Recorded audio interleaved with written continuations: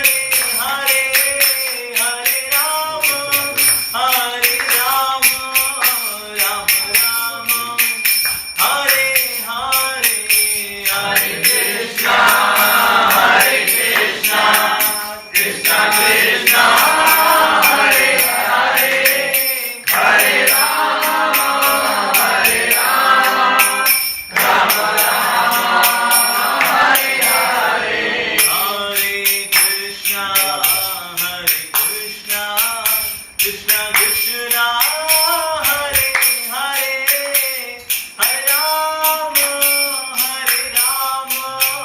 Rama Rama Hare Hare Hare Krishna,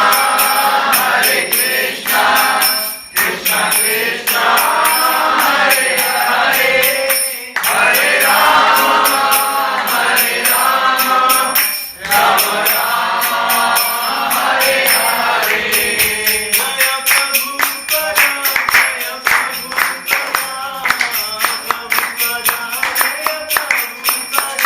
Jaya Prabhupada, Jaya Prabhupada, Prabhupada,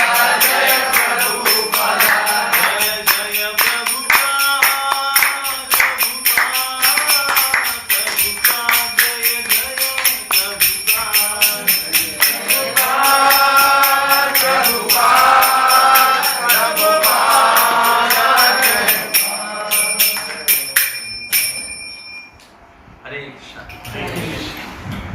Prabhupada की जय, हरिनाम संकीर्तन की जय। ओम ज्ञानतिमिरान्धस्य चक्षुरुन्मिलितं येन तस्मै श्रीगुरुवे नमः। श्रीचैतन्यमनोभीष्टं स्थापितं येन भूतले स्वयं रूपा ददामि यददाति स्वदानकं वन्देऽहं श्रीगुरो श्रीयुतापदे। जैसे लोग प्रवचन भी आते हैं, बैठे यहाँ होते लेकिन मन कहीं और होता है, पता नहीं माल उठाएगा नहीं उठाएगा, माल नहीं उठाया तो इतने करोड़ का नुकसान हो जाएगा। लेकिन बैठा क्लास में लोग तो संगति में है। ऑन द अदर हैंड कोई यहाँ नहीं पहुंच पाया, अपने घर में कोई काम काज है, पति ने बोला घर बैठ, कहाँ जा रही हो संगत सुनने के लिए, है मीरा बाई की औलाद। और बेचारी घर में भले कि वो चटा बेला भी लगी हुई है, लेकिन मन का उसका अरे काश मैं भी जा पाती, मैं भी कुछ सुन पाती। तो संगति में राइट। तो और संगति क्या परिभाषा हो सकती है?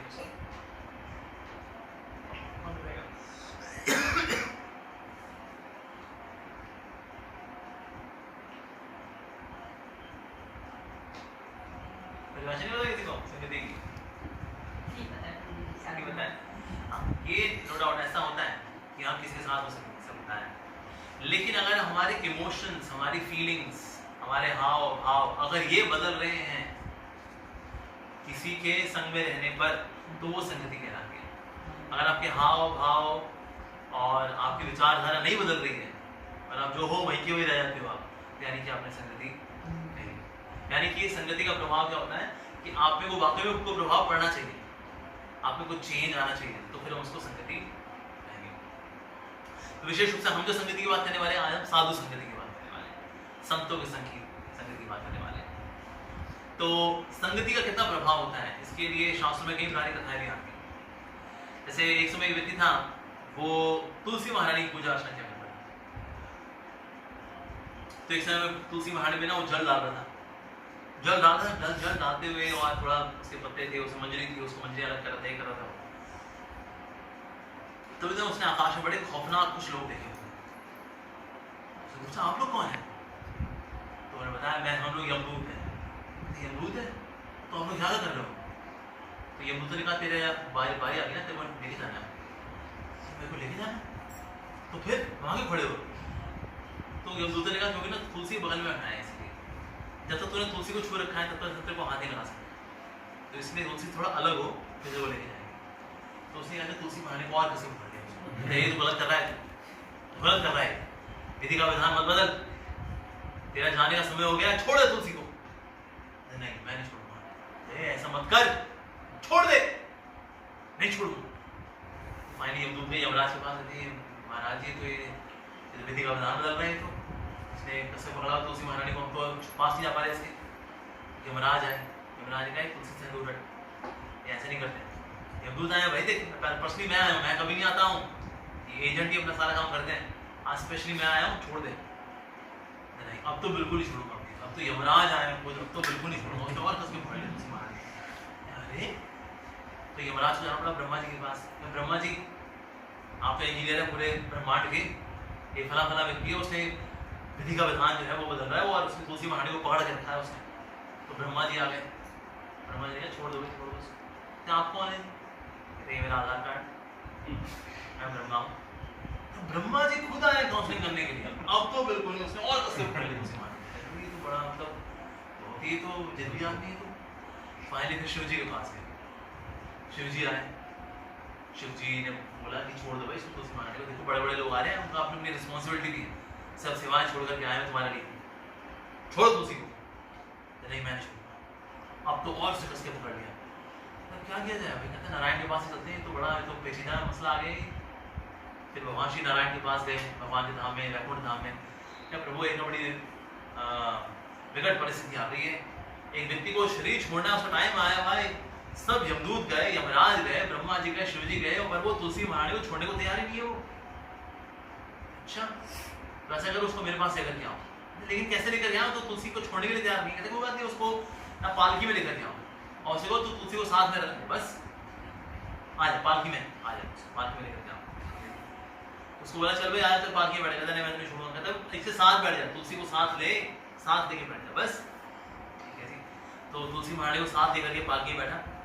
सो ब्रह्मा जी, शिव जी, यमदूत और यमराज चार ये जगह पर पालकी पकड़ करके भगवान श्री नारायण के पास पहुंचा। कहते ये भगवान अंदर बैठा हुआ है, आप ही समझा दे इसको। तो भगवान ने कहा देखो, क्योंकि उसने तुलसी महारानी का संग किया है,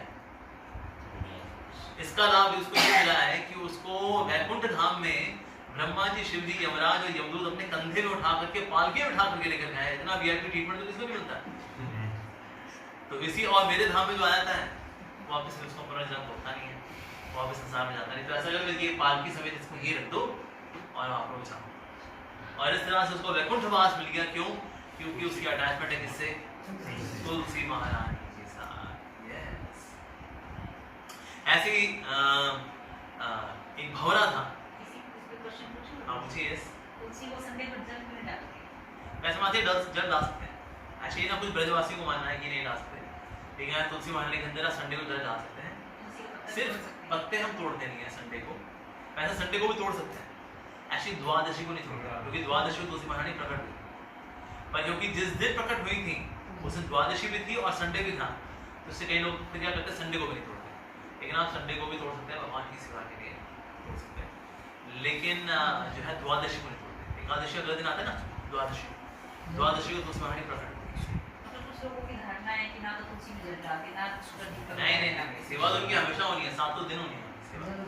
हाँ, जल डालना भी, इवन द्वादशी दिन में आप जल डाल सकते हो, सेवा कर सकते हो, परिक्रमा कर सकते हो। तुलसी को प्लक नहीं करते उसे, क्योंकि आज भाई आज दिन आप प्रकट हुई थी, आज आपको कष्ट नहीं देगी, तो बस वो काम नहीं करते। नहीं तो द्वादशी को आप जल भी डाल सकते हो, सब कर सकते हो। ठीक है। ऐसे एक और कथा आती है शास्त्रों में कि एक भंवरा था, और ये भंवरा था, ये स्वर्ग में था। और स्वर्ग में ना एक बहुत ही खास तरह के कमल होते हैं, जो कि 1000 पेटल वाले कमल होते हैं। तो उस तरह से ये जो भंवरा था, ये एक कमल में चला गया और वहां रस का पान करते करते इतना खो गया कि शाम हुई और एक कमल बंद हो गया। कमल होते रात को बंद हो जाते हैं, बंद हो गया। तो हानि नहीं किया मेरा, तो बाहर निकलना था मेरे को। तो उसके बाद फिर वहां माता पार्वती आई कि उन्होंने शिव जी की आराधना करने के लिए उनको हर रोज 1000 कमल लेती है वो, और 1000 कमल चढ़ाती है वो। तो शिव जी के पास ले जाती है, और शिव जी फिर जो है भगवान विष्णु पर करते हैं इसको। तो उन्होंने सारे कमल तोड़े, और कमल में से वो वाला कमल भी था जिसमें कि भंवरा भी था, और 1000 कमल लेकर ही गई वो शिव जी के पास। उसने कहा हे देवी, बड़ा धन्यवाद, आप ये कमल तोड़ के लेकर के आई। मिल करके भगवान नारायण की पूजा आराधना करते हैं। तो दोनों मिलकर के आराधना करने लगे। तो आराधना करते रहे, तो फिर अब आराधना करने में जितने पे भी फूल हुआ करते थे, अब इन फूलों को लेकर के फिर वो आकाशगंगा में डाल दिया करते थे, ताकि अब अगली बार पूजा अर्चना होगी तो फ्रेश 1000 कमल चढ़ाए जाए। तो उन्होंने फिर ये लेकर के आकाशगंगा में डाल दिया।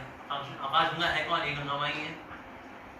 और गंगा माई जो है वास्तव में है कौन? ये भगवान की विरजा नदी जो है, वहां पर जब भगवान का वामन देव का पांव लगा, तो वहां से जो भगवान के चरणों को धोते हुए आई नदी, तो थोड़ा तो कमंडलू में डाला ब्रह्मा जी ने।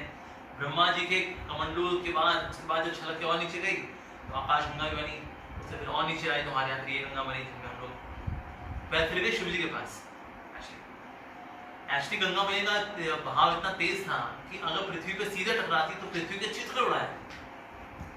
तो प्रोजेक्ट ये था कि गंगा माई को संभालेगा कौन? शिव जी ने कहा मैं संभालूंगा।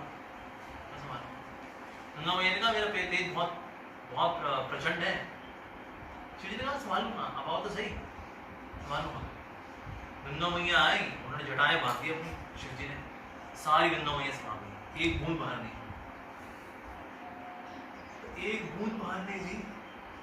अब कौन थे जो कि लेके आए थे गंगा मैया को बाहर, जो पृथ्वी पे लेकर के आए थे? भगीरथ जी। भगीरथ जी ने कहा शिव जी को, अरे शिव जी मेरे तो पुरखे तरने थे इससे, आपने तो सारी लपेट ली अपने अंदर, कुछ तो छोड़ दो।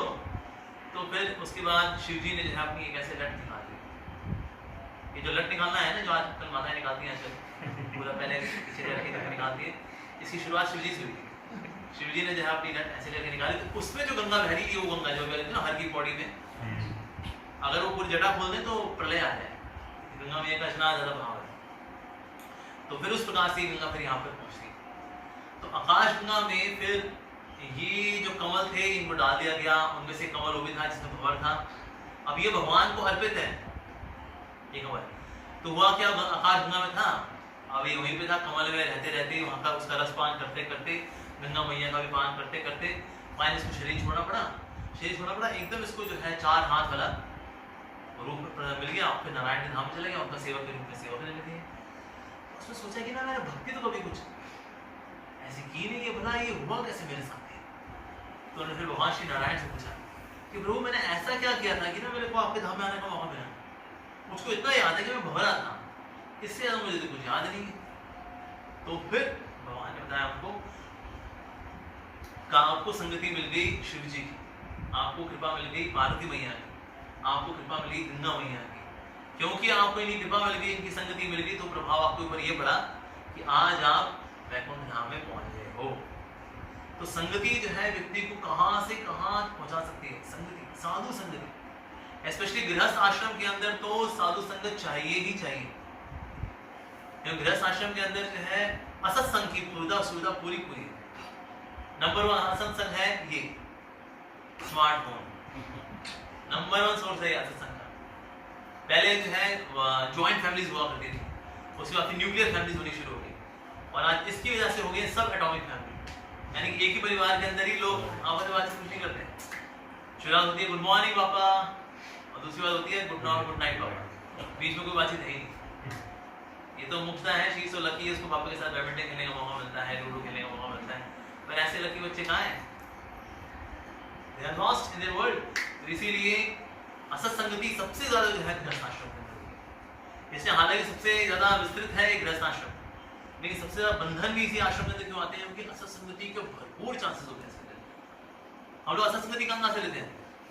न्यूज़पेपर से लेते हैं, नॉवल से लेते हैं, टेलीविजन से लेते हैं, मोबाइल फोन से लेते हैं, पड़ोसियों से लेते हैं, रिश्तेदारों से लेते हैं, बॉस से लेते हैं, एम्प्लॉय से लेते हैं, पड़ोसियों से लेते हैं। कहाँ से असत्संगति नहीं आती है जीवन के अंदर।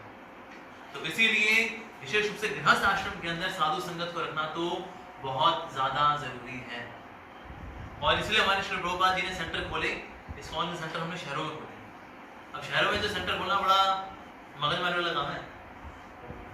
अगर आप मंदिर बनाओ तो और ज्यादा मगजमारी है। पहले लैंड खरीदनी पड़ेगी, लैंड कितने की है जी, इतने करोड़ की, उसके बाद फिर उसके लिए पैसा इकट्ठा करो, फिर लैंड खरीदी जाएगी, फिर आंकड़े के पास जाओ, नक्शा तैयार कराओ, नक्शा अप्रूव कराओ, उसके लिए पैसा इकट्ठा करो मंदिर बनाने के लिए, फिर मंदिर को मेंटेन करने के लिए पसीने छूट जाते हैं भक्तों के। लेकिन ऐसा क्यों किया जाता है? प्रभुपाद जी बता रहे हैं ताकि लोगों को, जो शहर में रहने वाले लोग हैं या जैसे हिसार से टाउन में रहने वाले लोग हैं, इनको साधु संगत का लाभ देने की सुविधा दी जा सके, बस इसके लिए। कस्टमर केयर सेंटर कहाँ खुलते हैं? जहाँ कस्टमर होते हैं। चाहे तो हम भी स्पॉन टेम्पल खोलें, कहाँ पर खोलें? जंगलों में खोलें। जंगल में ज़्यादा कोई ना वहाँ पर डीडी है, ना कोई अथॉरिटी है, कुछ नहीं, जमीन लेनी है, भाई तुम वहाँ रहो, हम यहाँ रहें, कंदमूल फल वगैरह उगी रहे हैं, तोड़ने हैं और थोड़ा भोग लगा करके पाना, बस दैट्स इट। सिंपल लाइफ, हरे कृष्णा करो, बहुत बढ़िया लाइफ। अभी शहरों में जब हम मंदिर खोलते हैं वहाँ बिजली के बिल चुकाने पड़ते हैं, कुछ एम्प्लॉय रखने पड़ते हैं, कुछ को सैलरी देनी पड़ती है, कुछ अगर कुछ दिक्कत हो जाए, कोई इशू वगैरह हो, उसको हैंडल करना पड़ता है, बहुत तामझाम है। लेकिन किस लिए है? ताकि शहरों में रहने वाले गृहस्थ लोगों को साधु संत की सुविधा दी जा सके। ये तो गृहस्थ व्यक्ति जीवन जो है, गृहस्थ जीवन में व्यक्ति खो जाता है पूरा, बीवी बच्चे ये वो खो जाता है उसके अंदर पूरा। गृहस्थ का मतलब ये जो अस्त है, व्यस्त है, त्रस्त है, चारों खाने पस्त है, क्योंकि वो गृहस्थ है। तो इसलिए गृहस्थ जीवन में कोई उम्मीद क्या है? साधु संग। इससे पहले गृहस्थ लोग क्या करते थे? जैसे बाहर अगर खेती बाड़ी करने के लिए जगह जाएंगे, अगर खेती बाड़ी करके शाम को सब इकट्ठा होंगे, फिर गांव के जो महंत हैं उनको महाभारत से, रामायण से उनको कथा सुनाएंगे। इस तरह से गृहस्थ जीवन में भी व्यक्ति की तरक्की हुआ करती थी, मुक्ति हुआ करती थी। गृहस्थ जीवन में लोग जो है सिद्ध हुआ करते थे, क्योंकि शाम को सबके सब इकट्ठा होते थे हरि कथा सुनने के लिए, भगवान के बारे में सुनने के लिए सब इकट्ठा हुआ करते थे। शाम को टीवी नहीं देखा करता, टीवी था ही नहीं वैसे भी। तो महंत जी आएंगे, चलो जी आज आपको सुनाते हैं एक विशेष कहानी श्रीमद् भागवतम से, ध्रुव की कहानी, प्रहलाद महाराज की कहानी। तो शाम को सब ये सुना करते थे। ये सुनते सुनते जो है लोगों की भगवान से प्रीति बढ़ा करती थी, तो गृहस्थ जीवन में रह करके वे लोग तर जाया करते थे। अभी प्रेजेंट टाइम में गृहस्थ व्यक्ति जो है वो साधु संग करता ही नहीं, बल्कि पहले तो लोग जाया करते थे अगर साधु संग नहीं करना है तो जाएंगे वृंदावन, जाएंगे चलते हुए जाएंगे वृंदावन। गुरु नानक देव जी कहाँ? तलवंडी, जहाँ उनका जन्म हुआ था, पंजाब। उसके बाद से जाएंगे वृंदावन साधु संग करने के लिए। मीराबाई जाएंगे वृंदावन साधु संग करने के लिए। श्री प्रभुपाद जी ने कहा कलयुग के लोग हैं, ये लोग आए थे ट्रैवलिंग करने वाले हैं साधु संग करने के लिए, तो हमें लोकल कस्टमर केयर सेंटर खोलने पड़ेंगे। तो लोकल कस्टमर केयर सेंटर हैं हमारे इस्कॉन के सेंटर्स। भाई कस्टमर का मतलब क्या होता है? कष्ट में मरने वाले, जो लोग संसार के कष्ट में मर रहे हैं उनको बोलते हैं कस्टमर। तो कस्टमर केयर सेंटर कहाँ खुलेगा? जहाँ लोग कष्ट में मर रहे हैं, ये भी तो खोलेंगे, राइट? तो हमारा तो दैट इज भक्तों का जहाँ संग है वो किस लिए होता है? कष्टों को मारने के लिए, संसार के कष्टों को मारने के लिए। तो इसलिए ये साधु संग चाहिए ही चाहिए। इसी से हृदय के अंदर बदलाव आता है जहाँ भक्तों का संग करते हैं। तो श्री प्रभुपाद जी के समय में ऐसे कई सारी स्टोरीज है, somebody got association of devotees, भक्तों का संग मिला उसको और उसका जीवन बदल गया। जैसे कि एक बार श्री प्रभुपाद जी फ्लाइट में ट्रैवल कर रहे थे, और फ्लाइट में ट्रैवल कर रहे थे तो प्रभुपाद जी ने अपने सेक्रेटरी को बोला कुछ गर्म है खाने के लिए। प्रभुपाद जी दवाई खानी होती है, दवाई के साथ कुछ गर्म से होता है। तो प्रभुपाद गर्म कुछ भी नहीं है, मैं मंदिर से जो लेके आया था वो तो ठंडा ठंडा है सब कुछ। प्रभुपाद ने कहा ओ भाई सी, तो ना एयर होस्टेस को बुलाया सेक्रेटरी ने, उससे पूछा कि क्या आपके पास कुछ गर्म है? गर्म तो जो होगा, लेकिन अब वो आप खाओगे नहीं, क्या रसमलाई होगा वो तो अरे काली फला होगा। अच्छा कुछ तो होगा, कुछ कहते पॉपकॉर्न बना के ला सकते हैं, गर्मा गर्म पॉपकॉर्न ले आके। तो उसके पास पॉपकॉर्न थे, उसने बटर में उसको गर्म करके जो पॉपकॉर्न है वो लेकर के आए। वो लेकर आए, जो सेक्रेटरी ने उसको वो लगा करके प्रभुपाद जी हो गया, और प्रभुपाद जी ने गर्म गर्म पॉपकॉर्न खाया। तो कोई बच गए थे पॉपकॉर्न, तो कोई जो पॉपकॉर्न थे अब ये सेक्रेटरी ने एज महाप्रसाद, ये मेरे गुरुदेव का महाप्रसाद है। तो खुश होकर के सेक्रेटरी ने क्या किया, जो एयर होस्टेस उसको बोला और थोड़े से उसको भी महाप्रसाद खा दिया। उसको लगा हुआ है पॉपकॉर्न खा ली महाप्रसाद, और उसे बताया कि ना दिस इज स्पेशल ब्लेसिंग। अगर कोई बहुत महान संत होते हैं, उनको अगर कुछ शिष्ट मिल जाता है तो ये महाप्रसाद माना जाता है। भगवान को भोग लगा होता है उसको बोलते हैं महाप्रसाद, और भगवान के भक्त जब उसको पा लेते हैं तो बन जाते हैं महा। यू हैव गॉट महा ऑफ श्रील प्रभुपाद। अच्छा थैंक यू वेरी मच। उसको पता लगा ओके ये भगवान के भक्तों का जो महाप्रसाद होता है बहुत शक्तिशाली होता है। भक्त पद धुली, भक्त पद जल, भक्त भक्त विशेष, यही थी महाबल, शास्त्रों का एक बात है। अब ये बात है 1976 की, कब की बात है? 1976। हम आते हैं 10 साल बाद। 10 साल बाद जो है कुछ group of devotees, Hare Krishna devotees, ये लोग अमेज़न के जंगलों में थे। अमेज़न के जंगल जाते बड़े बड़े विस्तृत हैं, बड़े खौफनाक जंगल होते हैं। तो वहाँ पर जो है ये डिवोटीज जा रहे थे, क्योंकि दे वर डिस्कवरिंग समथिंग, वहाँ से उनको निकलना था। तो देखा कि रात का समय कहीं ना कहीं रुकने का स्थान बच जाता। तो उन्हें अमेज़न के जंगलों में उनको एक बिल्डिंग नजर आई, डबल स्टोरी बिल्डिंग, और वहाँ लाइट भी जली हुई थी, बढ़िया थी। तो वहाँ गए तो उन्होंने नॉक किया तो वहाँ से एक माता जी निकली, और साड़ी वगैरह उन्होंने पहनी हुई थी, माथे पे तिलक लगाया हुआ था, गले में बीट बैग था, और उनके कमरे के अंदर वहाँ पर श्री प्रभुपाद जी की तस्वीर भी थी। तो उन्होंने कहा जंगल में मंगल, अरे यहाँ पर अमेज़न के जंगलों में हमारा इस्कॉन सेंटर भी, हमें तो पता ही नहीं। अच्छा हरे कृष्णा, मैंने बोला, माता जी ने बोला हरे कृष्णा। उन्होंने कहा ये आप तो मतलब ये सब प्रॉपर डिवोटी वाले आपके हैं सारे लक्षण, तो आप हाँ जी। 10 साल पहले ना मैं एयर होस्टेस थी, और 10 साल पहले मैं जब एयर होस्टेस थी तो उस वक्त मैंने स्वामी श्रील प्रभुपाद जी के लिए पॉपकॉर्न गर्म करके दिए थे, और फिर उनके द्वारा पाया गया जो उच्चिष्ट था वो मैंने पाया था। उसका प्रभाव ये पड़ा कि मैं भक्त बन गई। फिर मैंने सैन फ्रांसिस्को का जो मंदिर है वहाँ पर जाके ज्वाइन किया, भक्तों का संग लिया, और भक्ति करते हुए मेरे को 10 साल हो चुके हैं। और मैं यहाँ पर आई हूँ, मेरे पिताजी की प्रॉपर्टी है, तो बीच बीच में कहीं कहीं मैं यहाँ पर आती हूँ, उसकी देख रेख करने के लिए यहाँ पर आती हूँ। उसके बाद मैंने भक्तों को अंदर इन्वाइट किया, उनकी सेवा की, उनको प्रसाद दिया। पर इसका जीवन इतना कैसे बदल गया, जस्ट बिकॉज उसको संगति मिली एक महान संत की, श्रील प्रभुपाद जी का वहाँ महाप्रसाद कर गई। वाह। ऐसे एक और लेडी थी, उसने ठान के रखा था चाहे कुछ हो जाए मैं हरे कृष्णा नहीं करूंगी, नहीं करूंगी, नहीं करूंगी। डिवोटीज उनको समझाते थे देखो करना चाहिए, भगवान का नाम लेना चाहिए, भगवान ने कितना कुछ दिया है हमको, तो इसीलिए ना हमको भगवान का नाम लेना चाहिए। कहा ठीक है ये सब अच्छी बात है, लेकिन मैं नहीं करने वाली हरे कृष्णा, मैं नहीं करूँगी, मैं नहीं पढ़ूंगी चक्रों में। ना ना ना, एक बार भक्ति के चक्कर पड़ जाओ सब, ना ना नॉर्मल लाइफ ही रहती। तो भक्त ने खूब समझाया उनको, जितना संसार का स्वभाव क्या है, कष्ट है, ये है, वो सब समझाया, नहीं मान रही। फाइनली जो है हमारे मायापुर धाम जो है वहां लेकर के आए कि शायद यहाँ पर आके बदल जाए। यहाँ पर आके उनको बहुत अच्छा लगा, लेकिन अभी भी है ना ठान के बैठी थी मैं तो भक्ति नहीं करूँ। तो उस वक्त सौभाग्य की बात ये थी कि ना श्री प्रभुपाद जी भी मायापुर में आए। तो भक्त ने बताया श्री प्रभुपाद तो भला भला रेडी है, उन्होंने ठान के बैठी कि ना चाहे कुछ हो जाए मैं हरे कृष्णा नहीं करूँगी, मैं तो भक्ति नहीं करने वाली। प्रभुपाद ने कहा ठीक है उसको लेकर के आओ। तो प्रभुपाद जी बैठे हुए थे इस तरह से, और ये भी आके बैठ गई। प्रभुपाद ने उसका हाल चाल पूछा, कहाँ रहती हो, क्या करती हो, उसका हाल चाल वगैरह पूछा, और फिर प्रभुपाद ने कहा रसगुल्ला लेकर के आओ, रसगुल्ला महाप्रसाद। तो प्रभुपाद ने बताया कि ना ये रसगुल्ला मैंने खुद बनाया है भगवान के लिए, आज भोग लगाया है, तो आज टुडे आई माई सेल्फ मेड दिस रसगुल्लास, तुम खा के बताओ कैसा लगा तुमको। उसने लिया रसगुल्ला खाया, उसने रसगुल्ले जैसी चीज आज तक नहीं खाई थी। एक और दिया, कैसा लगा, बहुत अच्छा है, बहुत टेस्टी है। एक और रसगुल्ला दिया, एक और रसगुल्ला खाया, है 4-5 रसगुल्ले खाए। प्रभुपाद ने कहा तुमको कैसा लगा, अरे मैंने आज तक अपने जीवन में इतनी बढ़िया चीज मैंने खाई नहीं, क्या चीज है, बहुत जबरदस्त। प्रभुपाद ने कहा chanting Hare Krishna is even sweeter than rasgulla. Hare Krishna महामंत्र का जप जो है इस रसगुल्ले से भी ज्यादा अमृतमय है। अच्छा, प्रभुपाद ने कहा क्या तुम करोगी Hare Krishna? Yes Swami ji, I will chant Hare Krishna. और उस दिन से उसने हरे कृष्ण महामंत्र जप करना शुरू कर दिया। ये होता है संगति का प्रभाव, कि अगर कोई व्यक्ति भी ठान के बैठा हो कि मैं नहीं करूंगी, नहीं करूंगी, नहीं करूंगी, तो बोलती जी मैं जरूर करूंगी, जरूर करूंगी, जरूर करूंगी। संगति का असर। तो संगत जो है क्या करती है, साधु संगत हमारे हृदय को बदल देती है।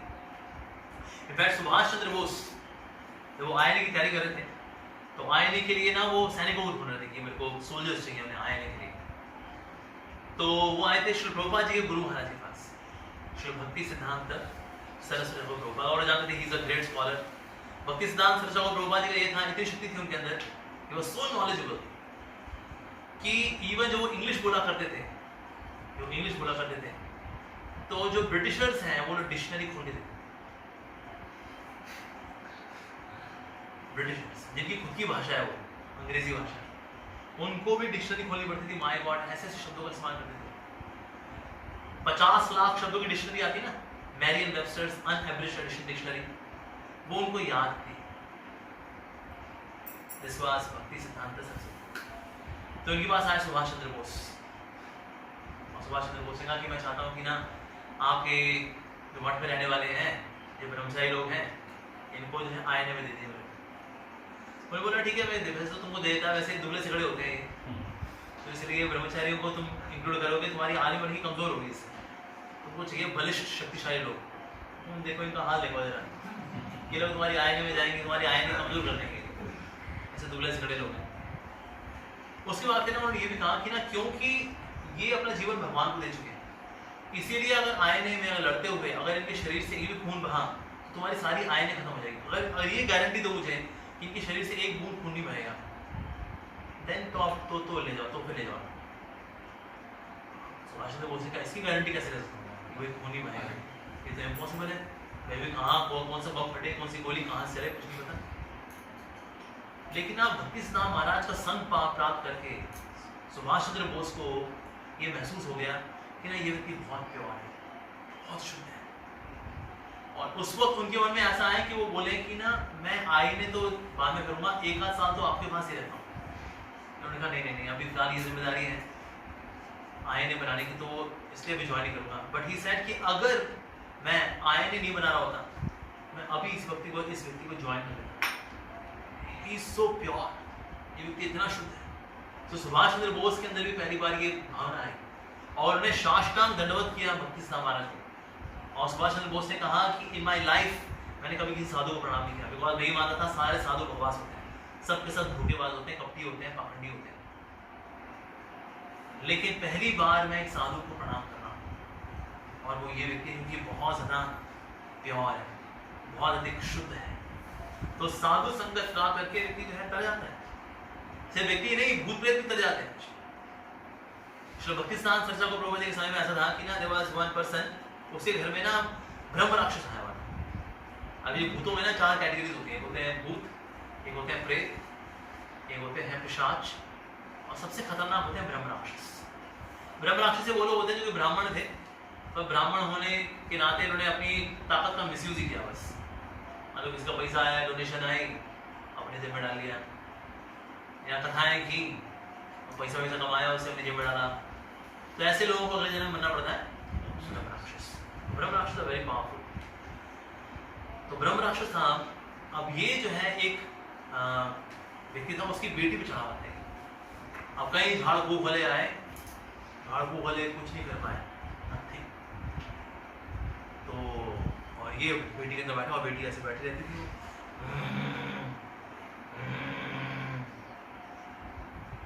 तो फिर भक्ति सिद्धांत महाराज आए, उन्होंने कहा कि श्रीमद् भागवतम लिया और श्रीमद् भागवतम का पाठ करना शुरू किया। अब जैसे श्रीमद् भागवतम ने पाठ करना शुरू किया, अब ये सुने जाए। तो लड़की थी, ढक देना पीछे गिर गई और वहां एक पानी की मटकी थी, पानी की मटकी जो है ऐसे हवा में उड़ गई। अब सबके सब देख रहे पानी की मटकी ऐसे हवा में कैसे उड़ गई। तो भक्ति सिद्धांत सरसा प्रभुपाद ने कहा कि ना वास्तव में भूत जो है इस मटकी के अंदर आ चुका है, जल के अंदर आ चुका है। उसके बाद मटकी गिरी और गिरी, इसका जो जल था वो जल ऊपर की ओर बहने लगा। जल कहाँ बहता है? नीचे की ओर। ये जल ऊपर की ओर बहने लगा जहाँ पर भक्ति सिद्धांत महाराज बैठे हुए थे, और जहाँ उनके पांव थे उनके चरणों को छुआ और छू करके पानी नीचे की ओर बहने लगा। और उसके बाद सबने जो है वहां पर देखा, वो जो ब्रह्म राक्षस था, ये got divine form and delivered, मुक्ति हो गई उसकी। किसका संग प्राप्त हो गया उनको? भक्ति सिद्धांत सरस्वती प्रभुपाद जी का संग प्राप्त हो गया, तर गया। ऐसे एक और पिशाच था, उसने एक राजकुमारी को पकड़ा हुआ था, सब झाड़ फूक वगैरह सब लगा दी थी, कोई तांत्रिक वांत्रिक कोई काम नहीं कर पा रहे थे। फाइनली वहां का बहुत बड़ा ज्योतिष था, बड़ा तंत्र मंत्र वाला था, वो व्यक्ति आया, उसने पूरा झाड़ फूक कर लिया, मंत्र मंत्र फूक लिए, यज्ञ इत्यादि कर लिया, कुछ नहीं हुआ। बल्कि वो जो राजकुमारी थी उसके अंदर से ब्रह्म ये बोला, पिशाच कहाँ जाऊंगा तुझे भी, मेरी औकात क्या है, चरित्रहीन है। माइंड तो सारी मेरी पोल खोले जा रहा है, उसमें सारी हिस्ट्री बनानी शुरू कर दी, कहता है हिस्ट्री जो ऑफिस में बताई, मैं जा रहा हूँ। तो राजा ने पूछा कि क्या किया जाए आपका, कैसे निकाले इस पिशाच को, कैसे निकाले इस ब्रह्म राक्षस को। तो फिर उसने बोला कि ना एक व्यक्ति है जो मुझे तार सकता है, और वो है श्रीपाद रामानुजाचार्य। अगर वो अपने चरणों को मेरे सर पे रख देंगे तो मैं तर जाऊंगा, मैं इस राजकुमारी के शरीर को छोड़ दूंगा। ठीक है जी। तो गए रामानुजाचार्य को लेकर के आए। जैसे ही वो आए तो राजकुमार ने कहा कि उनको दंडवत और बोला कि हे रामानुजाचार्य, अपने चरण को मेरे सर पे रख दीजिए, तभी मेरा कल्याण होगा। मैंने बहुत पाप किए हैं, मेरा उद्धार सिर्फ आपसे ही है, कृपा करे हे रामानुजाचार्य। और फिर श्रीपाद रामानुजाचार्य जी ने कहा कि अपने चरणों को उसके सर पे रखा। जैसे ऐसे रखा तो ये व्यक्ति लगे, उसने जो है राजकुमारी के शरीर को छोड़ दिया। इस तरह से देना सो मेनी वंडरफुल स्टोरीज। भक्तों के संग से कोई व्यक्ति किस प्रकार से तर गया, किस प्रकार से इवन ये के प्रकार है, थोड़ा बहुत भी अगर संग हुआ, व्यक्ति का हृदय बदल गया। तो इसीलिए साधु संघ के लिए भी हमें समय निकालना चाहिए। ऐसे अब जो लाइफ में लोग इतने बिजी हो गए they have time for Samsung but they don't have time for sadhu sangha. लेकिन उसकी वजह से होता क्या है, जब तक अच्छी संगति नहीं आएगी ना, अच्छी वैल्यूज नहीं आती। भले जितने मोटिवेशन स्पीकर बोलते रहे अच्छे इंसान बनिए, ऐसा अच्छे इंसान कैसे बनते हैं? कोई मतलब क्या एक पंखे से कुछ गिरता है कि हम अच्छे इंसान बन जाते हैं? ये इंसानियत भी, ये अच्छी वैल्यूज भी कहाँ से आती है? ये साधु संगति से आती है, भक्तों के संग से आती है। भले ही पुरानी आदतें हमको बार बार खींचें, लेकिन फिर भी पुरानी आदतों से अगर निकलना भी है, उसके लिए भी हमें चाहिए भक्तों का संग। भक्त क्या करते हैं? हमें शिक्षा देते हैं, ना सिर्फ शिक्षा देते हैं बल्कि उनसे सुन के तो लाभ मिलता ही है, साथ साथ उनके व्यवहार से भी सीखते हैं। इसमें प्रभुपाद जी थे, ट्रेन में सफर कर रहे थे, तो जैसे कई बिजनेसमैन होते हैं ना, बिजनेसमैन को बड़ा शौक होता है कि ना साधु के पास जाओ, बोलो महाराज जी कृपा कर दो, महाराज जी हाथ रख दो ऐसे करके, ताकि मेरा बिजनेस फले फूले और मैं जिस तरह से गधे की तरह काम कर रहा हूँ ऐसे काम करते रहूँ। ये बिजनेसमैन होते हैं, साधुओं के पास ऐसे जाते हैं। तो ऐसे एक और ऐसे बिजनेसमैन आगे प्रभुपाद जी बैठे हुए थे, साथ में शिष्य बैठे हुए थे। महाराज जी आप वही है ना जो आप लोग हरे कृष्णा वाले महाराज जी आप? तो एक भक्त ने बोला हाँ जी वही है। बस महाराज जी आप तो बड़े शक्तिशाली महाराज जी हो, ऐसे अपना हाथ रख दो मेरे सर के ऊपर, महाराज जी कृपा कर दो, महाराज जी कृपा कर दो, कृपा कर दो महाराज जी। तो प्रभुपाद जी का तुमको मेरी कृपा चाहिए क्या? हाँ महाराज जी उसको आपकी कृपा चाहिए महाराज जी। तो प्रभुपाद जी के आसपास जो है उनके शिष्य बैठे थे, तो गंजे थे। प्रभुपाद ने कहा उनके सर पे हाथ रखते बोला ये मेरी कृपा है, चाहिए? कहते नहीं चाहिए। लेकिन एक दूसरे मौके प्रभुपाद ने कहा साधु की असली कृपा उसके मुख से निकलती है और कानों से धारण की जाती है। ये कृपा है कि कोई हाथ रखता है सर के ऊपर, अच्छा है, लेकिन इससे ज्यादा जरूरी और ज्यादा इंपॉर्टेंट और ज्यादा इंटेंस कृपा है जो उनके मुख से निकलती है। ये ज्यादा इंपॉर्टेंट कृपा है। और लोग ये वाली कृपा तो ज्यादा कहते हैं प्रवचन में कौन बैठेंगे, वो आत्मा परमात्मा में यार हम पक जाएंगे। बस ये महात्मा जी का आशीर्वाद दो, हमारा बिजनेस भले भूले, पैसा कमाएं हम, हमारा 3 BHK मल्टी स्टोरी अपार्टमेंट हो, हमारा वो नाम वाम हो, सुख संपत्ति घर आए, कष्ट मटे तनखा, ओम जय हरे, इससे ज्यादा का अपन को यार कोई लेने देने नहीं होती। बस तुझसे कई बार लोग साधु संतों के पास इसलिए जाते कि प्रभुपाद ने कहा साधु संतों की असली कृपा उनके मुख से निकलती है और कानों से धारण की जाती है। ये है असली कृपा। असली कृपा नहीं लेंगे तो फिर क्या काम करेगा? तो इसलिए सुन करके सीखना ये बहुत जरूरी है। ऐसा वो करता था जैसे कि भक्ति सिद्धांत सरसा प्रभुपाद जी समय में अंग्रेजों ने ना कुछ स्पाई भेजा, देखिए देखो यार ये आदमी कर क्या रहा है, ये हरे कृष्णा के चक्कर में ऐसा तो नहीं कि हमारे खिलाफ कोई आंदोलन चला रहा है।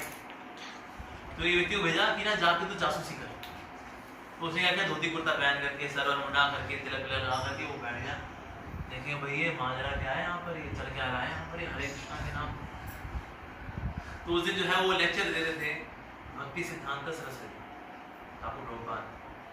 उनको सुनने बैठा और सोच रहा था मैं तो जासूसी करने के लिए आया हूँ, लेकिन सुनने बैठा तो सुनते ही रह गया और भूल ही गया कि वो जासूसी करने के लिए आया और सुनता ही रह गया। अब उनके लेक्चर हुआ करते 3 घंटा 4 घंटा, हम तो फिर बोला आधा पौना घंटा लेक्चर देंगे, 1 घंटा लेक्चर देंगे। और हमारा 3 घंटा 4 घंटा 6 घंटा 9 घंटा लेक्चर दिया, दैट वाज हिज कैपेसिटी। और अगर वो बोलता था आप थक गए होंगे, तो नहीं थकना क्या, आई एम सो रिफ्रेश्ड।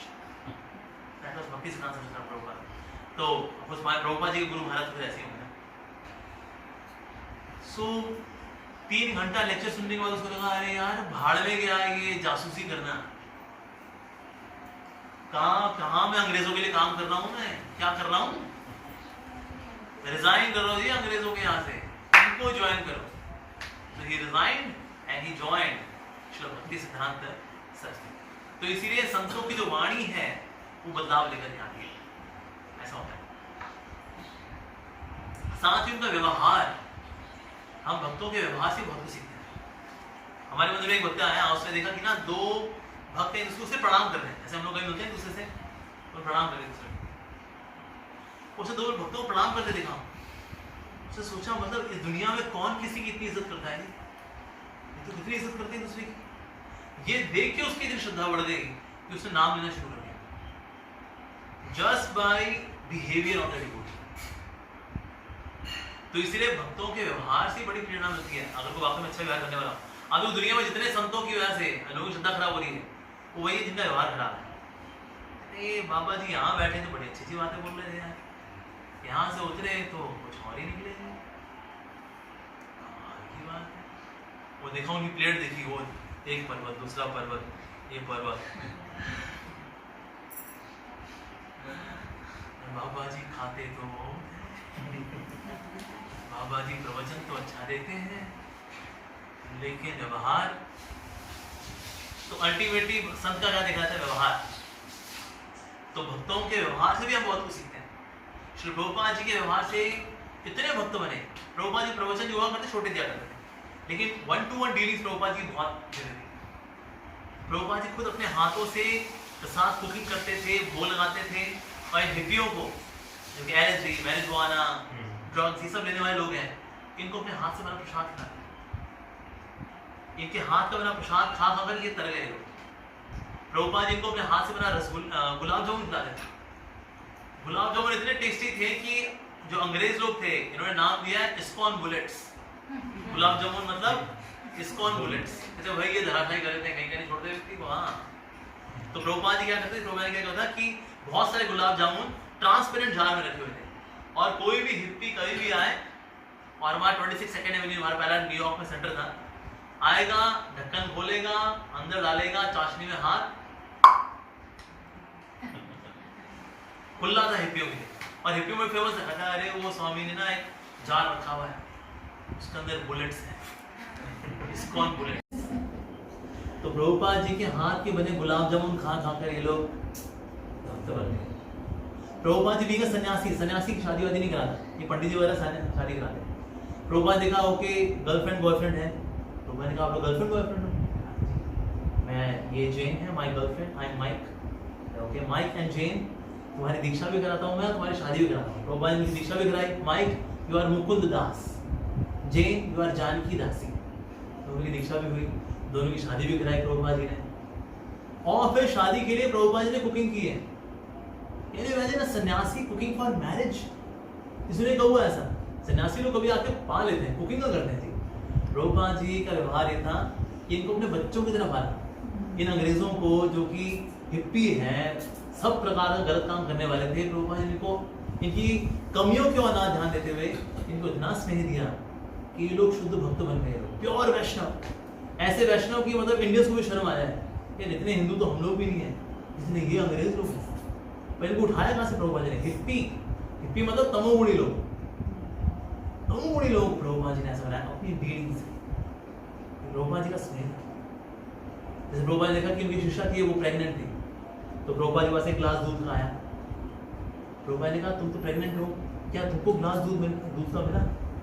इतने प्रभुपाद अभी मंदिर में डोनेशंस कम आती है ना, तो इसलिए दूध इतना नहीं हो पाता है, तो इसलिए मैं दूध तो नहीं ले पाती। प्रभुपाद ने कहा लेकिन तुम तो प्रेग्नेंट हो, तुमको तो दूध की आवश्यकता है।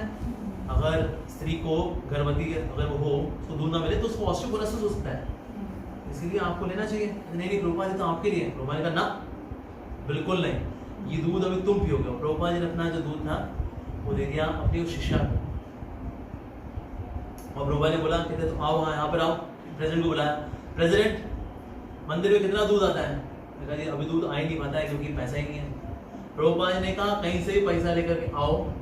Every day she should get a glass of milk in the morning in the evening. और बच्चा होने के बाद भी 2-2.5 साल तक कम से कम हर रोज सुबह और शाम इसको दूध मिलना चाहिए। I take the reporting. अब जो शिष्य आज ये देखेगी कि हमारे श्री प्रभुपाद जी जो है इतना ध्यान रखने हैं भक्तों का, इसको दूध मिलना चाहिए। अब ये व्यवहार जो है प्रभुपाद जी का इतना मधुर था, जैसे अंग्रेजी बोलते हैं I don't care how much you know till the time I know how much you care. हमें परवाह नहीं आप कितना जानते हैं तब तक जब तक हमें ये ना पता हो कि आप कितनी परवाह करते हैं। तो प्रभुपाद जी के व्यवहार से भी जो है कई लोग भक्त बन गए। तो साधु संतों के हम व्यवहार से भी सीखते हैं, सिर्फ वाणी से नहीं सीखते। और साधु संतों को चाहिए भी यही, सिर्फ अपनी वाणी अच्छी ना रखें, व्यवहार भी अच्छा रखें, सब कुछ साधना वगैरह भी रखें। सिर्फ प्रवचन ना देते रहें, प्रवचन देना अच्छी बात है, कथा होनी चाहिए, साथ में खुद कुछ प्रैक्टिस भी करनी होती है साधु संतों को। तो साधु संतों का जब व्यवहार अच्छा होता है तो फिर उससे लोग बहुत प्रभावित होते हैं। लेकिन जब वो लालची होगा तो फिर जो है लोग श्रद्धा हो जाएंगे। आजकल देखा हमने कई लोग संतों का संग इसलिए भी नहीं करते बिकॉज ना हमने मीडिया में देखा हुआ है फला फला बाबा जी हैं, डेरा झूठा सौदा, डेरा सच्चा सौदा, और फला फला जी थे उन्होंने ये कांड किए। उस पर तो हमने वेब सीरीज भी देख ली आश्रम करके, बॉबी देओल वाली, सारी पोल खोल लीजिए, ये सब के सब यही है। तो व्यक्ति जो है अक्सर साधु संतों का संग इसलिए भी नहीं करता। आजकल लोग डरते भी हैं, कौन जाएगी संतों का संग करने के लिए। आपने टीवी नहीं देखा क्या? आप देखिए टेलीविजन देखिए आप, उसमें आता है सनसनी अंधेरे को चीरती आए फला फला पागल बिल्ला किसी की बीवी को लेकर भाग गया, मिलते हैं ब्रेक के बाद सनसनी। देखा सुना तुमने? ये देखो। तो ये सब न्यूज़ देखने के बाद व्यक्ति का ना विश्वास उठ जाता है, पूरे संत समाज से उठ जाता है। सबका बुरा हाल है, कहाँ आ जाएंगे अच्छे संत? अब कोई नहीं रहेगा। देखो ना आते रहते टीवी पे, पर टीवी पे कभी अच्छे संत आते ही नहीं है, क्योंकि टीवी पे अगर अच्छे संत को दिखाएंगे ना क्योंकि सच बोरिंग न्यूज़। जस्ट इमेजिन अगर कभी कोई ऐसी न्यूज़ हो। आइए मिलाते हैं आपको एक भगवान के एक सच्चे भक्त से जो कई सालों से भक्ति कर रहा है। क्या बोरिंग खबर, बदल इसको यार बदल, कोई ढंग का चीज देखें हम ये क्या संत को देखो सच्चा बोरिंग। लेकिन अगर ये हो फला फला बावड़ा बिल्ला किसी को पैसा लेके भाग गया, ये लगा के बनने का लाभ को देखा नहीं। अच्छा मेरे को टीवी जनता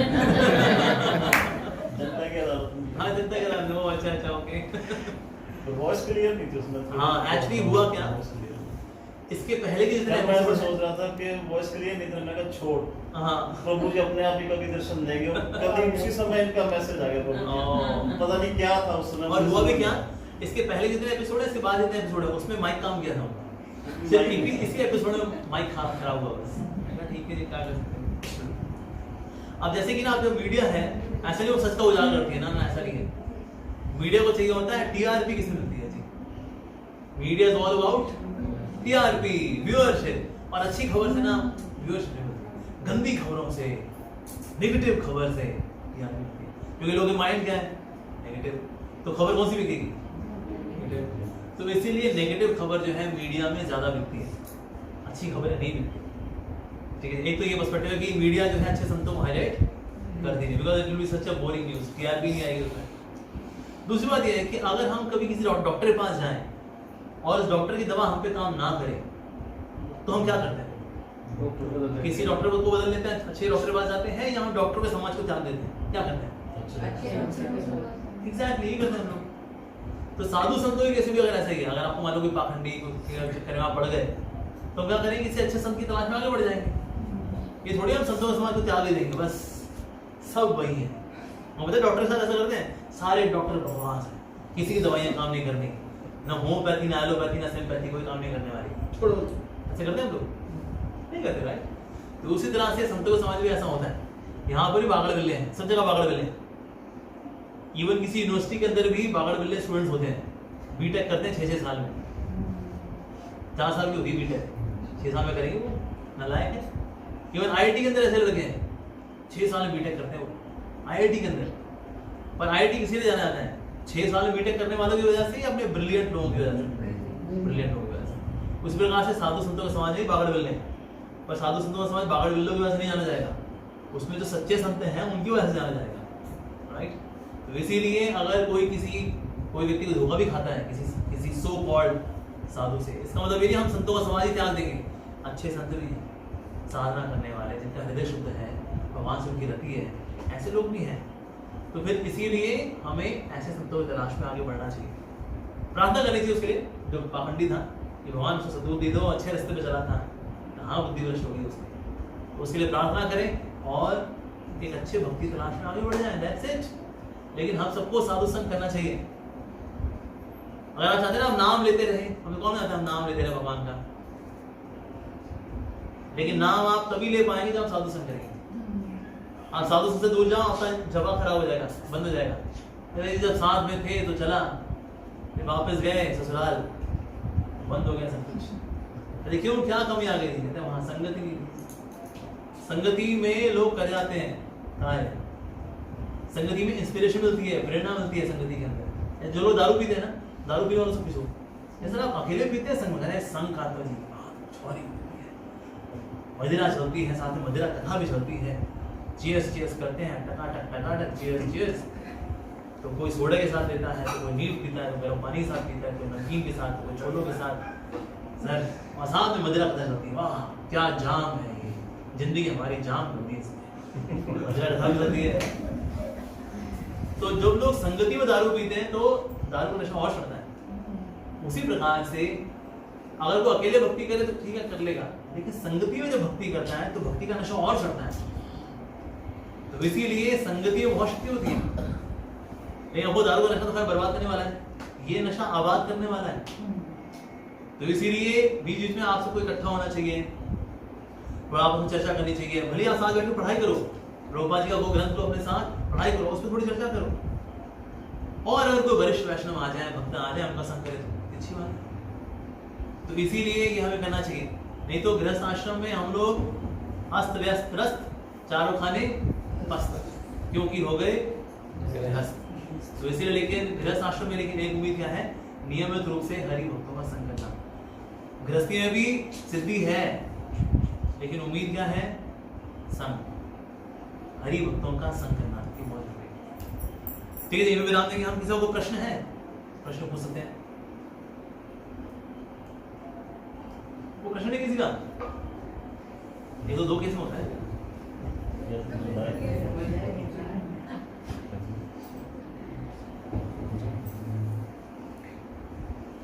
जैसे बोलते हैं प्रसाद नहीं खाओ, प्रसाद नहीं खाओ, अगर बार बार खाते हैं तो उनकी चेतना शुद्ध नहीं होती।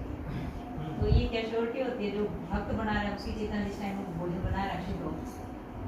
ये बात सबसे ज्यादा जरूरी होता है पाने वाले की भावना। नो डाउट कुकिंग करते वक्त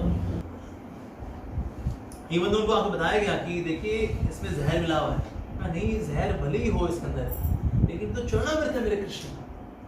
उन्होंने बड़े शुद्ध, बड़े ऊंचे भाव के साथ मीराबाई ने उस चरणामृत को किया। कुछ वो भाव बड़ा ऊंचा, अफकोर्स ये इमिटेट हम नहीं कर सकते, लेकिन ये है कि अल्टीमेटली पाने वाले का भाव बड़ा ऊंचा होना चाहिए। ये तो मेरे प्रभु ने पाया है, इसको कृष्ण हैज एक्सेप्टेड इट, मैंने स्वीकार किया इसको, और ये भाव रहेगा तो फिर काम बढ़ेगा। मतलब बाहर से लाके भोग लगा सकते हैं, लेकिन बाहर से लाके नहीं। अगर टिपिकल बात करें, एक साधक की अगर हम बात करें, शुरू में ना आप कर सकते हो, क्योंकि अगर बाहर थोड़ा शौक होता है ना, फिर अपना जाने छोले भटूरे बड़े अच्छे हैं, तो आपने कहा थोड़ा प्याज में डालिएगा उसके अंदर, और बिना प्याज लहसुन वाला जैन छोले भटूरे हैं, ठीक है जी। आपने कहा लोग इसको स्वीकार करें। हमारे दिल्ली में सीताराम छोले भटूरे वाला बड़ा फेमस है, और जो नए नए लोग होते हैं वो क्या करते हैं, कहते भाई प्याज मत डालना इसमें। तो हाँ जी, हमारे इसमें तो प्याज नहीं होता, लेकिन हम अलग से प्याज देते हैं, तो प्याज वगैरह मत डालो बस। तो शुरू के दिनों में आप ऐसा कर सकते हैं, कम से कम ये आदत तो आएगी भोग लगाने की, ठीक है।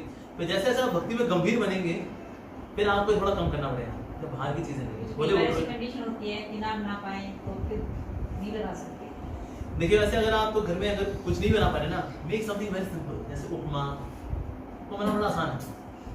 जैसे MTR का रेडी मिक्स आता है, करना क्या, थोड़ा पानी डालना है, 2 चम्मच उसमें घी डालना है, MTR मिक्स मिला दो, उसमें कड़ी पत्ता भी है, उसमें सब डला हुआ है, उसके अंदर घुमा दो, बन गया, लगा दो, सिंपल।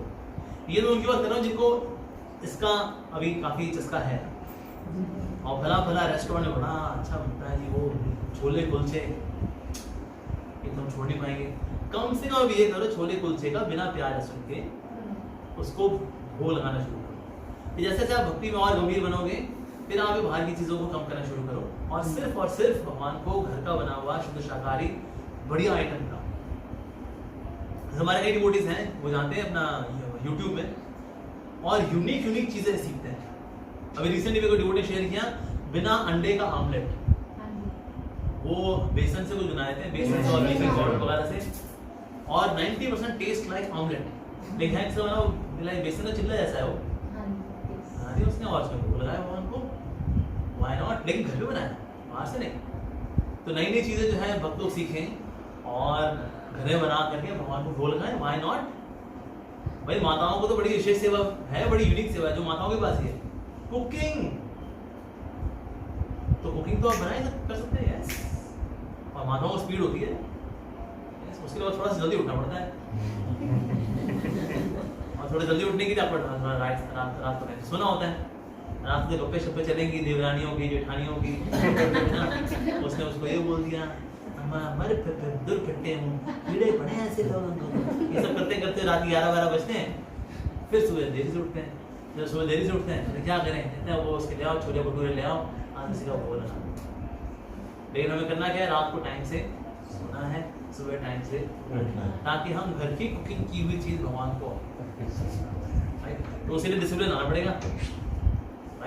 वो डिसिप्लिन है तो लेकिन बाय द वे पूछा मैंने। हाँ एक्सेप्शन होती है भैया, अगर बहुत ही अगर कोई बच्चे बीमार पड़ गए, पिता पति भी है वो बाहर गया हुआ है, कोई है नहीं, आपको भागा दौड़ी करनी पड़ रही है, नहीं आप कुकिंग कर पा रहे हो, फिर एक आध बार समझ आता है क्योंकि आपने ऐसा कुछ कर लिया।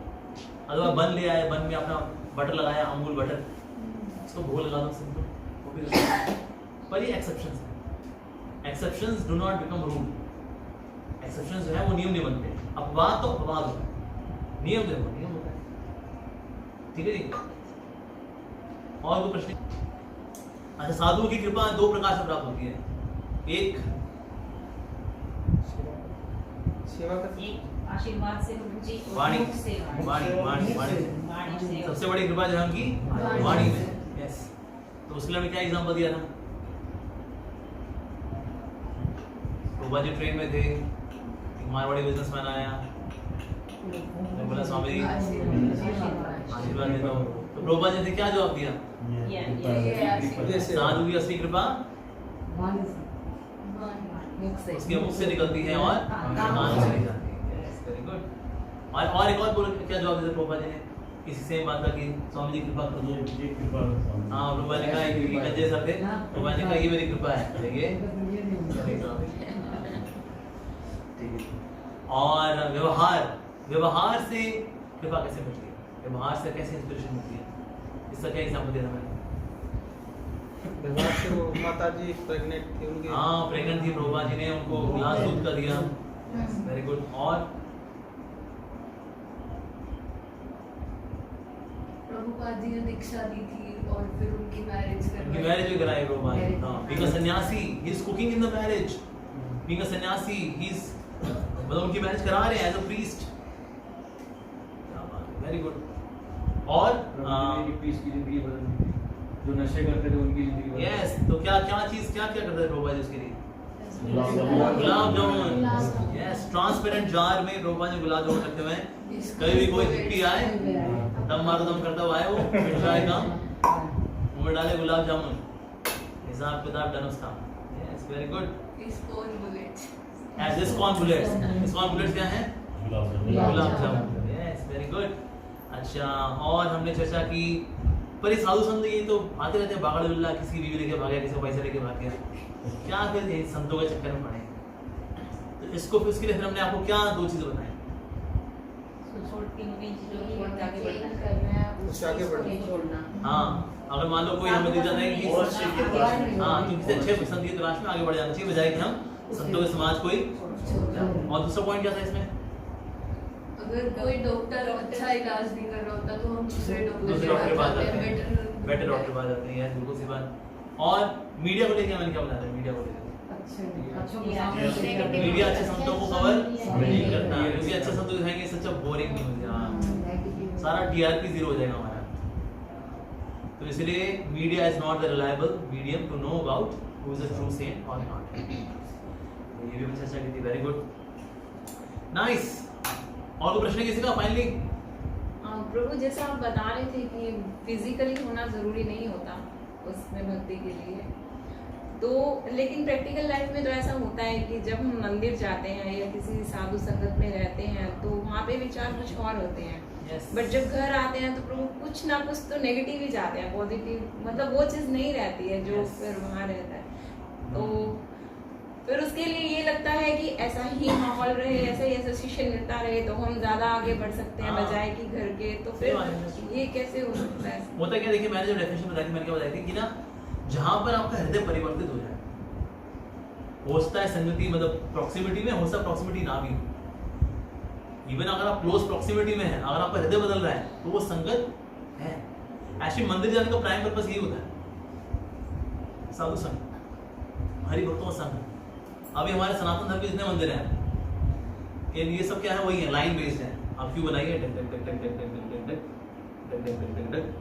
दर्शन होंगे, जय हो जय हो जय हो, फटाफट 10 करोड़, जय हो तेरा तुझको अर्पण।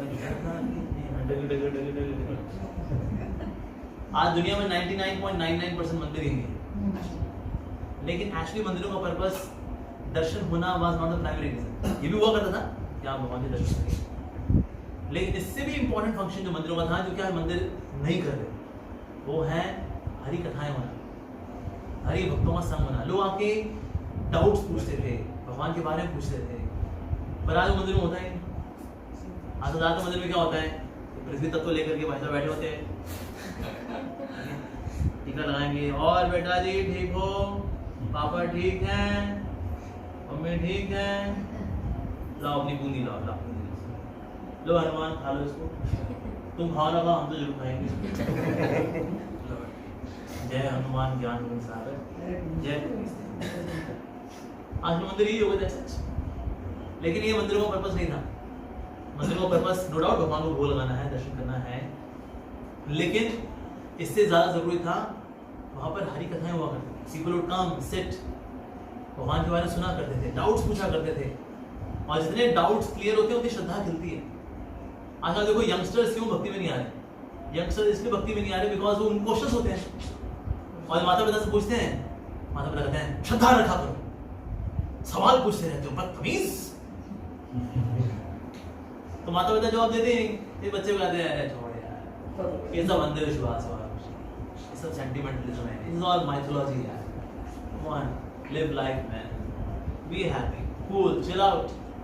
तो क्योंकि उनके सवालों के जवाब मिलते नहीं, इसलिए आज हम यंगस्टर्स को भक्ति में लगता हुआ नहीं देते, क्योंकि यंगस्टर्स से बहुत सवाल होते हैं, बहुत सवाल होते हैं। आपको पता मेरा पर्सनल एक्सपीरियंस है, मैं एक इंजीनियरिंग कॉलेज में गया था, और उन्होंने सोचा जाता है पंडित आया भैया आज, आप पंडित को धोना है आज, तो सबके सब बैठे ही इसी मूड से थे, कहते हैं इसका सेशन हम चलने ही नहीं देंगे। अब इंजीनियरिंग के स्टूडेंट है भाई, सबके सब अभी 13वीं लोग हैं, और ये है कौन सा NSUT जो है ये इंडिया के टॉप 10 कॉलेज में आता है, इंजीनियरिंग कॉलेज। तो ये इसमें जो आते हैं मतलब ये यहाँ के सब जीनियस होते हैं, तो सब बैठे इसी मूड से देखे थे आज तो बाबा जी का सेशन हम बढ़ने नहीं देंगे। तो मैं अपनी PowerPoint स्लाइड लेके गया था, नहीं बढ़ने दी, सवाल सर क्वेश्चन, सर हमारे सवाल का जवाब देंगे सर, सर ऐसे कैसे सर, अरे वैसे कैसे सर, लेकिन सर लॉ ऑफ थर्मोडायनामिक्स में तो बताया गया दिस इज दैट। अभी मैं भी साइंस साइड का, मैं बीटेक को पता नहीं था, तो इंजीनियर से भिड़े, तो फिर मैंने भी सारे मैं जवाब देता रहा दिस दैट। सर ये आप बोल रहे sir everything is for God, ये सर न्यूक्लियर एनर्जी को भगवान की सेवा में कैसे लगाएंगे? आप देखा फंसा देंगे न्यूक्लियर एनर्जी।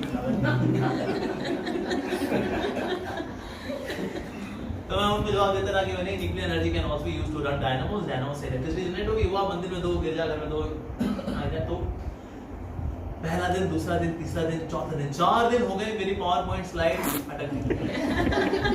4 दिन 2-2 घंटे ये सवाल करेंगे, एक सवाल, अरे बाबा यार, बाबा चुप नहीं हो रहा यार, बाबे को चुप कराओ यार। लेकिन करते करते 4 दिन बीत गए।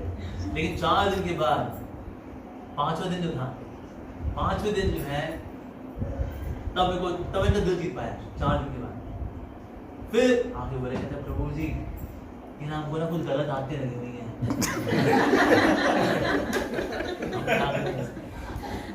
नहीं पहले 4 दिन अरे सवालों की बौछार। यानी यंगस्टर्स के अंदर भक्ति का भाव हो जाए। और आज भी वो जो स्टूडेंट्स हैं फर्स्ट ईयर के, today now they have passed out, even today they are chanting Hare Krishna, क्योंकि वो सेशन में उनके क्वेश्चंस की जो बाढ़ थी मैंने सारे आंसर करवाया भगवान की दया से। Now they are chanting Hare Krishna. Even 4 साल बाद इंजीनियरिंग पास करने के बाद भी आज भी आते Prabhu ji, they are doing it nicely. पर क्योंकि उनके सवालों के जवाब नहीं मिलते, तो इसलिए यंगस्टर्स यहाँ पे भक्ति में नहीं आते। वहाँ जाके तो ज्योतिष के बारे में तो लोग पूछते हैं, ज्योतिष पूछेंगे कि हमारे यहाँ ये नंबर क्यों नहीं आ रहे हैं, ये शनि की महादशा चल रही है लड़के के ऊपर, ये 7.5 चल रही है उसके ऊपर, राहु सर पे बैठा है इसके। हाँ तो इसीलिए तो दैट है ये है, हाँ बस तो इसलिए क्योंकि हम उनके सवालों का जवाब नहीं दे रहे, तो इसलिए यंगस्टर्स आज नहीं आते। अब जो बूढ़े क्यों आते हैं, तो बूढ़े कहते हैं हमारे को सवाल जवाब नहीं है जी। अब ये है जो पाप किए जिंदगी भर, अब तो धोने के लिए आते हैं, हमको कोई सवाल जवाब नहीं है। तो इसके प्रवचन में ज़्यादातर बूढ़े बुजुर्ग आते हैं, उनको चाहे सांझ में कुछ आए ना आए, कहता है कोई नहीं, बैठे रहो, आँख बाद में प्रसाद मिल रहा है, वो असली माल है।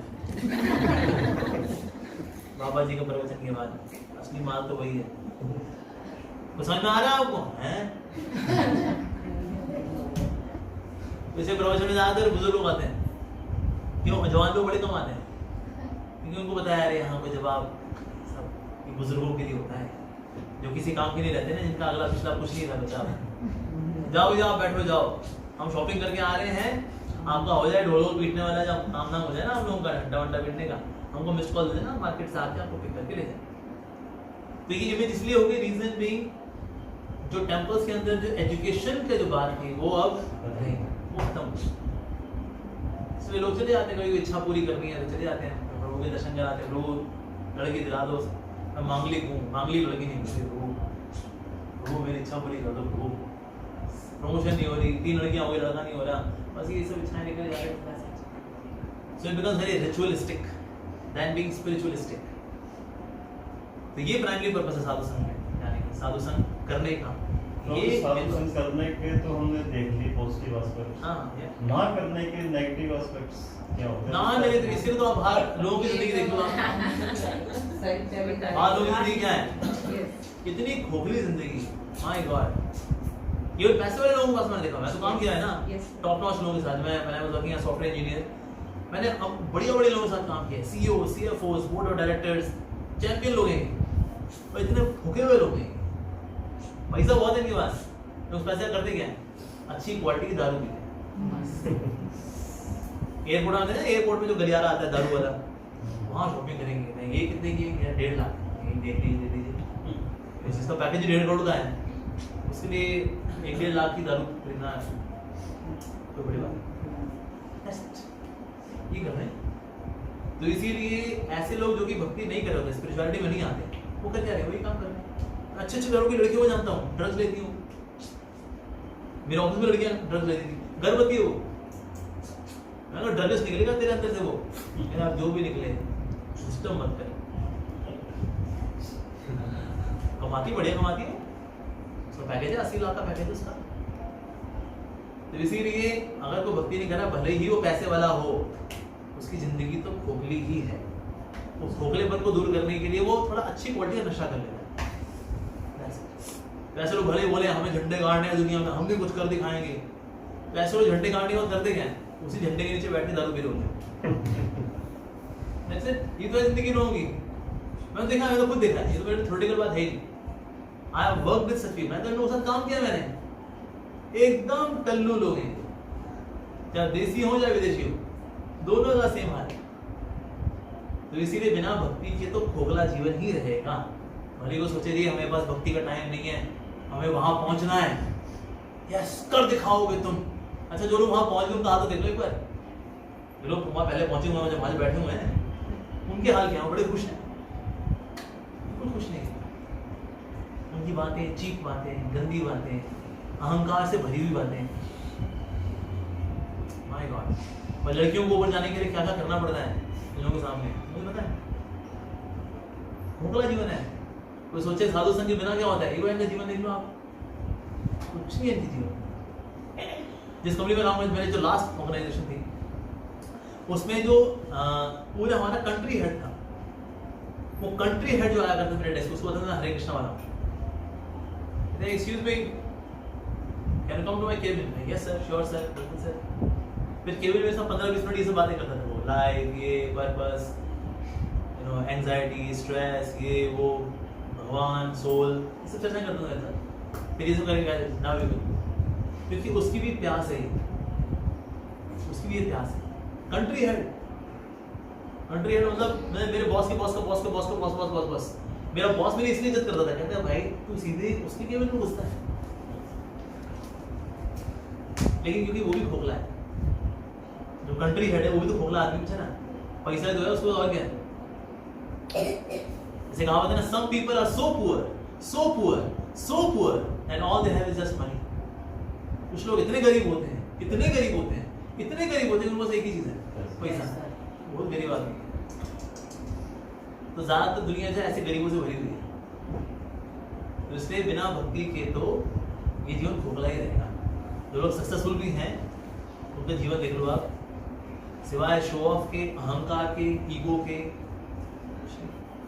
मुझे कई बार ऐसा लगता है कि हम देखते हैं हमारे आसपास भक्ति करने वाले लोग भी हैं, हाँ। और भक्ति ना करने वाले लोग भी हैं। हाँ यार, हम उनको बहुत ज्यादा प्रोग्रेस करते हुए देखते हैं। यार। तब हमें लगता है कि पता नहीं कि ये क्या मतलब नाइंसाफी हो रही है जो भक्ति कर रहे ये हैं। होता क्या है कि ना, प्रोग्रेस, पहले हमें प्रोग्रेस को डिफाइन करना पड़ेगा। प्रोग्रेस क्या होती है? अगर आर्थिक तरक्की की प्रोग्रेस है, आर्थिक तरक्की प्रोग्रेस नहीं होती। हम खुश कितने हैं, ये प्रोग्रेस होती है। हमारे आसपास के लोग हमसे कितने खुश हैं, ये प्रोग्रेस होती है। हमारे आसपास के लोग दुखी हैं, जिसकी प्रॉपर्टी से कोई खुश होता नहीं फिर तो क्या घर बात में है? एक व्यक्ति के खुश होने से और 4 खुश ना हो, बाहर देख रहे हैं और हमें पता है कि खुशी इसी में है, तो बड़ा प्रॉब्लम आ जाती है। देखो आदि, कभी भी ना दुखियारी लोग, आत्माएं आपको सर्टिफाई नहीं करेंगे कि आप सही कर रहे हो, गलत कर रहे हो। जो खुद ही गलत रास्ते पे है, हाँ जी। राइट?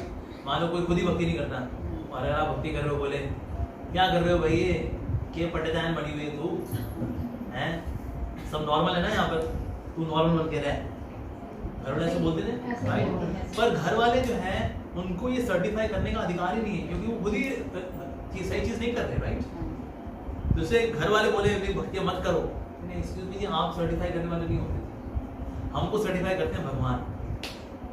भगवान क्या बोल रहे हैं आपको करने के लिए? भगवान गीता के अंदर बोल रहे हैं, मन मनाओ भव मद भक्तो मद्याजीमाम नमस्कुरु।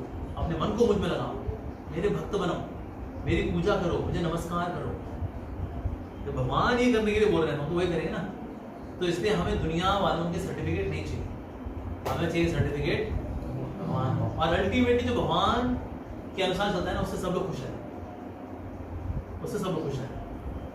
भले ही कोई बाहर से भक्त का मजाक उड़ाए, लेकिन अंदर से सब इज्जत करते हैं। सब जानते हैं कोई तो है जो कोई प्रिंसिपल फॉलो करता है। बाहर दुनिया में कहाँ कोई प्रिंसिपल फॉलो करता है, वही नहीं। मुझे याद है, मैं जब मैं काम करता था, वैसे मैं अनिल गालिब नहीं खाता, मीट तो था दूर की बात। मेरे बॉस के बॉस ने बोला हुआ था, जिस दिन वो नहीं आएगा उसी दिन कोई नॉनवेज खाएगा। जिस दिन वो ऑफिस में है, नॉनवेज नहीं खाना। ये वैसे लोग इज्जत करना है। अगर होता हमारा ऑनलाइन हुआ करता कि किस दिन हमारी छुट्टी है, वो शुक्रवार को नहीं आ रहा है, शुक्रवार को किसी को कुछ खाना है, लेकिन उसके सामने मत खाना। फिर मैं थोड़ा टांग भी खींचा था ना, मान लो मीट खाना है तो ओ डेड बॉडी खा रहे हो, चलते फिरते कब्रिस्तान को हमारा प्रणाम। तो मैं छेड़ भी दिया करता था। तो इसलिए ना उनको बोलता था ये आपने टॉन्ट मारना है। मैं टॉन्ट मारा करता था, जो लोग सिगरेट पीते थे या जो दारू पीते थे, मीट खाते थे, तो इस तरह के प्यार भरे टॉन्ट हमको मारना है। प्रभु जी, आप बचपन से इस घर में या कैसे आप आए इधर? नहीं मैं बचपन ऐसा नहीं था। I am born in typical Punjabi family. मैंने आपका फेसबुक पे भी अब थोड़े दिन पहले देखा था, हाँ। जो आपके भजन कर रहे थे ना, तो आप किसी ने बीच में से पूछा कि आपने शादी क्यों नहीं करवाई, हाँ। तो आपके माता पिता को कोई दुख नहीं हुआ, हाँ। भी आपके बच्चे होते हम खिलाते, ये वाला मैंने आपका सुना उस दिन।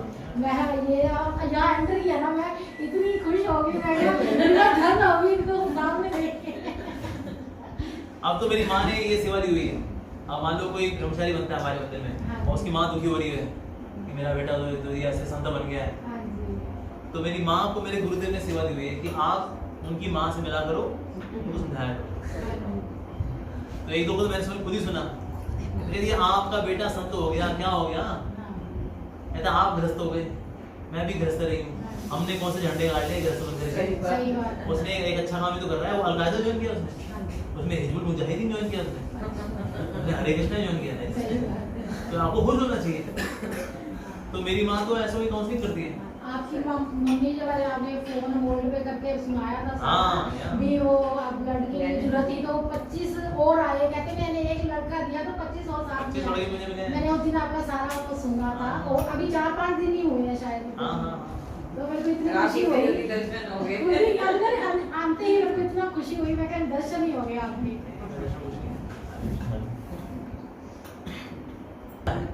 वो बढ़े जा रही। यानी कि अगर मैं आज श्रीमती राधा रानी को अगर देखता हूँ, कल मैं उनको देख के हैरान हो जाऊंगा, और परसों देख करके मैं और हैरान हो जाऊंगा, तरसों देख के मैं और ज्यादा हैरान हो जाऊंगा, बिकॉज उनकी beauty and purity is increasing, हमारी ब्यूटी इज डिक्रीजिंग। धीरे धीरे करके झुर्रियां भी आएंगी, कमर भी ऐसे होगी, हमारी beauty is decreasing. Shrimati Radhika जो है आदिशक्ति है भगवान की, उनकी सुंदरता और पवित्रता भक्ति उनकी बढ़ जा रही। तो जितना रुक्मिणी जी जानती हैं, जो कभी भी मिलेंगी तो वो हाथी से गिर जाएंगे, अरे जबकि पहले भी दे चुके हैं। So this is a specific quality of Shrimati Radha Rani. आदिशक्ति है ना भगवान की, भक्ति करते रहिए और मनुष्य जीवन सफल होगी। हरे कृष्ण।